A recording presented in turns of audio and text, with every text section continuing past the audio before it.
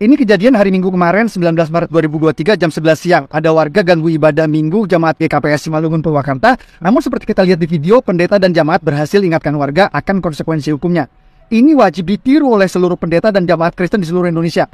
Jangan gentar, jangan takut, karena ibadah kalian dilindungi undang-undang. Kalau ada warga datang, ingatkan soal PRT Lampung yang ditahan.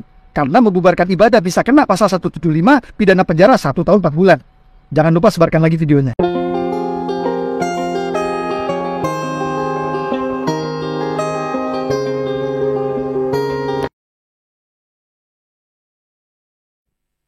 Shalom, balik lagi bersama dengan saya Valdo Runtu. Bapak Ibu saudara-saudari sekalian, kembali lagi terjadi peristiwa yang sangat ironis di negeri ini. Masih ada saja orang-orang yang masih menggunakan kekerasan dengan tidak bertanggung jawab dan tidak berdasarkan hukum, yang hidup di negara Kesatuan Republik Indonesia yang katanya adalah negara hukum. Mereka masih melakukan praktik-praktik yang sangat-sangat tidak adil dan sangat-sangat diskriminatif, dan ini bisa dikategorikan sebagai suatu perbuatan yang biadab.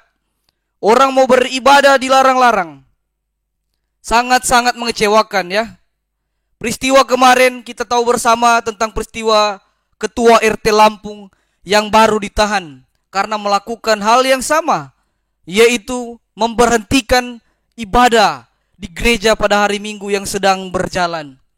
Sekarang timbul lagi peristiwa yang sama, oknum yang tidak bertanggung jawab. Mari Bapak Ibu, sama-sama kita saksikan video berikut ini. Dari mana? Saya warga sini, Pak. Warga sini. Ini kepala lingkungan RW. Ya, tahu ini Bapak RW. Ya, itu. Siapa yang memang ganggu ibadah, ada hukumnya kan? Tahu sendiri kan? Bapak orang Indonesia bukan? Siapa yang mengganggu beribadah, ada hukumnya kan? Tahu nggak aturannya Pak? Siapa yang mengganggu lagi beribadah, ada hukumnya? Iya. Kalau perangkat pemerintah RW tahu konstitusi, tahu undang-undang. Jangan langsung. Jangan asal. Sekarang. Udah Bapak. Saya nunggu di sini supaya selesai. Kita maksiat di sini, bukan maksiat. Saya kan ngomong tadi, silakan selesaikan dulu. Percuma aja. Saya nunggu di sini mau ngomong. Perangkat pemerintah tetap. Foto-foto bubar. Kan nggak boleh gitu. Ini kejadian hari Minggu kemarin 19 Maret 2023 jam 11 siang. Ada warga ganggu ibadah Minggu jamaat GKPS Simalungun Purwakarta. Namun seperti kita lihat di video, pendeta dan jamaat berhasil ingatkan warga akan konsekuensi hukumnya. Ini wajib ditiru oleh seluruh pendeta dan jamaat Kristen di seluruh Indonesia. Jangan gentar, jangan takut, karena ibadah kalian dilindungi undang-undang. Kalau ada warga datang, ingatkan soal PRT Lampung yang ditahan. Karena membubarkan ibadah bisa kena pasal 175, pidana penjara 1 tahun 4 bulan. Jangan lupa sebarkan lagi videonya. Itu tadi videonya Bapak Ibu.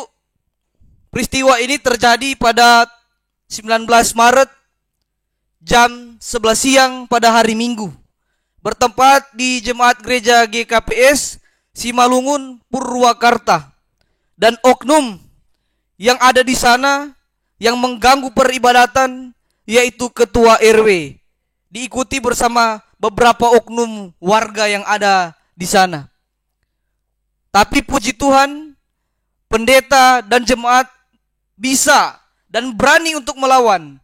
Dan mereka juga memberikan dalil hukum tentang konsekuensi yang akan dihadapi oleh ketua RT dan para masyarakat yang mengganggu peribadatan umat Kristen. Indonesia ini adalah negara hukum. Kita tidak boleh takut. Tidak ada minoritas di depan hukum. Karena undang-undang tidak mengenal minoritas dan mayoritas. Walaupun memang kita tahu seringkali pada pelaksanaannya memang dikenal apa itu minoritas. Tetapi kita harus berani melawan. Kita tidak boleh diam saja. Kita juga harus tahu hukum. Buktinya, pendeta dan jemaat ini bisa menangkal mereka dengan dalil hukum yang jelas. Sehingga mereka di sini ketakutan. Para pendeta dan jemaat harus tahu tentang Undang-Undang Pasal 175 KUHP.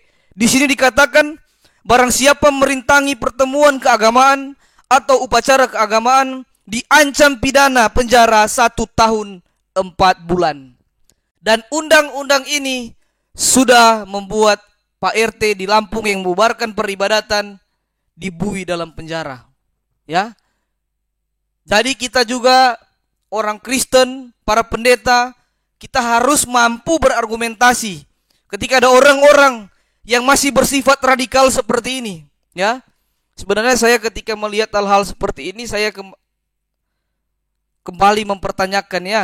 Saya bertanya-tanya, apakah nasionalis sudah dikalahkan dengan radikalis? Itu adalah pertanyaan yang harus dijawab oleh negara, ya.